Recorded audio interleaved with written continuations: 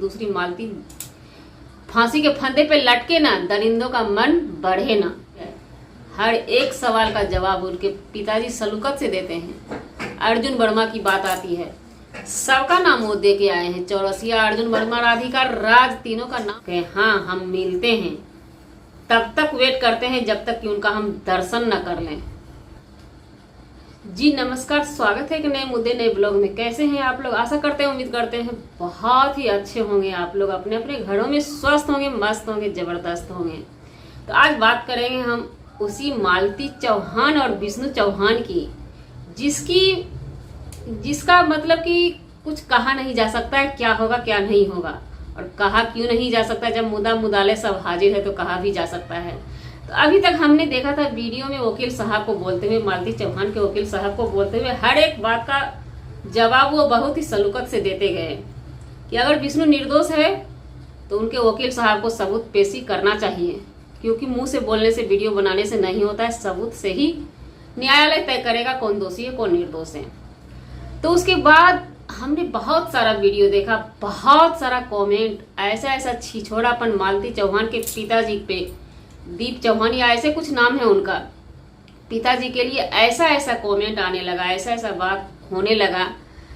बुढ़ा थक जाएगा, बुढ़ा हार जाएगा, केस लड़ नहीं पाएगा, बुढ़ा ऐसा है, बुढ़ा वैसा है, बुढ़ा झूठा आरोप लगाया है विष्णु चौहान पे, ऐसे वैसे करके, मतलब कि हम अपने मुंह से बयान नहीं कर सकते हैं।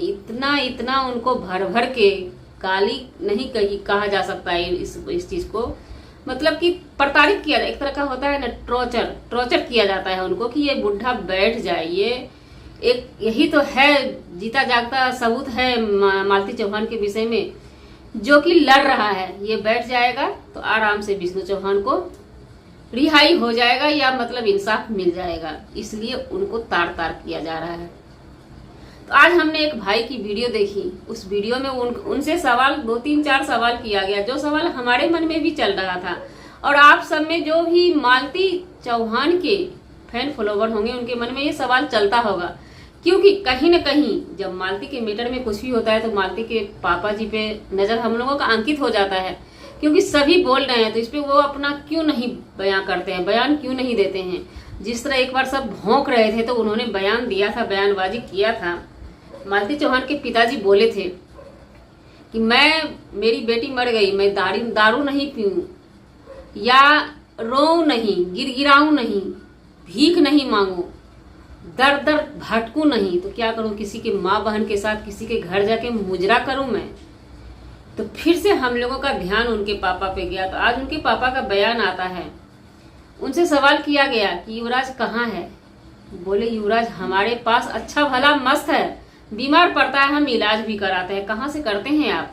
तो हम सब्जी का दुकान लगाते हैं, उसी से हम अपना जीवन यापन करते हैं। तो मालती चौहान का केस आप कहाँ तक लड़ेंगे? उनका कहना हुआ बड़े ही सलोकत से, हम अंतिम मंजिल तक लड़ाई लड़ेंगे जब तक हमारी बेटी को इंसाफ नहीं मिलता है। तो फिर उनका कहना हुआ कि आप विष्णु चौहान को दोषी किस नजर से मानते हैं? उनका कहना हुआ, और हम लोग का नहीं, लोग का बात छोड़ देते हैं, पर्सनल हमारा भी यही मांग है, हमारा भी यही कहना है, शुरू से ही हम यही बात बोले हैं कि जब मालती फांसी लगाई तो वो वीडियो रेडी होना चाहिए, प्रशासन के नज़र में वो वीडियो आना चाहिए, प्रशासन के नज़र में लटका हुआ लाश बरामद होना चाहिए। क्या आप लोगों के मन में सवाल ये नहीं चलता है? जो भी चिल्ला रहे हैं कि हम लोग गलत कर रहे हैं, हमारे कमेंट बॉक्स में आके आप लोग गाली गलौज कर रहे हैं या जो भी उल्टा सीधा बोल रहे हैं, हम उनसे ये सवाल करना चाहेंगे कि उस समय क्यों नहीं ऐसा किए? क्या दिमाग काम नहीं किया? क्या करना चाह रहे थे? लाश के साथ क्या खिलवाड़ करना चाह रहे थे वो? मैं नहीं पूछ रही हूँ, आज भी मालती चौहान के पापा का यही सवाल है शासन प्रशासन न्यायालय से, जिसका उनको पूरा भरोसा है शासन प्रशासन न्यायालय पे कि उसका हमको जवाब वो दे के रहेगी। तो फिर से उनसे सवाल किया गया, क्या आप विष्णु को माफ कर सकते हैं? तो उनका कहना यही हुआ, अगर विष्णु निर्दोष होगा तो हम उसको माफ कर देंगे, अगर दोषी होगा तो प्रशासन तय करेगा उसको किस हद तक सजा देगा, और हम भी चॉइस करेंगे सजा उनको मिले। ये हमारा नहीं, विष्णु चौहान के पिताजी का कहना हुआ। उसके बाद इतना ही नहीं, उनसे ये भी पूछा गया कि आप मालती चौहान को इंसाफ दिला के क्या साबित करना चाहते हैं? उनका कहना हुआ, हम मालती चौहान को इंसाफ, अपनी बेटी को इंसाफ इसलिए दिलाते हैं कि दूसरी मालती फांसी के फंदे पे लटके ना, दरिंदों का मन बढ़े ना। तो उनके जवाब से, मालती चौहान के पिताजी के जवाब से कहीं न कहीं एक कहते हैं ना, नारी मान सम्मान को फिर से झकझोरा जाता है, कि बेटी का कलेजा फिर से झकझोरा जाता है। आप लोग भले ही अपने नजरिया से कहते हैं, देखते हैं तो कहते हैं विष्णु जी निर्दोष है, लेकिन एक बार मालती जी के पापा को देखिए, उनका क्या कहना है, उनका क्या मांग है, उस सवाल का, उनके सवाल का जवाब दे दीजिए। कि फांसी का फंदा का जब नाप जोक कर रहा था प्रशासन, टीम जब नाप जोक कर रहा था, तो उस समय लहास कहाँ था? वहां पे लहास था स्टूडियो में।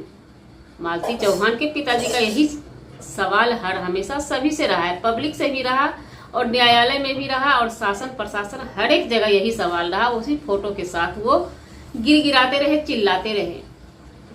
और एक सवाल उनसे पूछा गया कि जब इंसाफ की देवी, आप लोग को भी ये सवाल जवाब चाहिए, आप लोग भी सुन लीजिए। मालती जी के पिताजी जवाब दे चुके हैं कि जब इंसाफ की देवी सब उतरी थी फील्ड पे, आपके घर पे जा के इंसाफ मांग रही थी, तो अभी सबका क्या हो गया? उनका कहना हुआ बहुत ही, जो कहते हैं ना कि मालती जी के पापा जी पीते हैं, मैं नहीं मानती हूँ, पियक्कर नहीं है।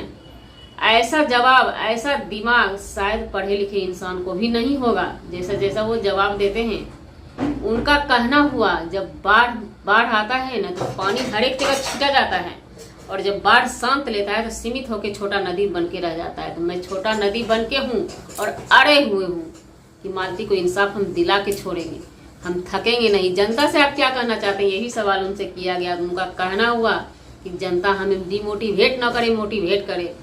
तो हम पिताजी के लिए यही कहना चाहेंगे, हम शुरू से आपके साथ खड़े नहीं हुए, आपके इर्द गिर्द हम खड़े नहीं हो जा सके आपके पास हम, क्योंकि हम एक दिहाड़ी मजदूर हैं। अपने वीडियो के माध्यम से आपके सपोर्ट में हम खड़े रहे हर हमेशा, और अंतिम मंजिल तक, मरते दम तक हम आपके साथ खड़े रहेंगे। जिस चीज से आप बोलिएगा, पैसा से तो नहीं होगा, लेकिन वीडियो के माध्यम से हम आवाज उठाए हैं तो उठाते रहेंगे।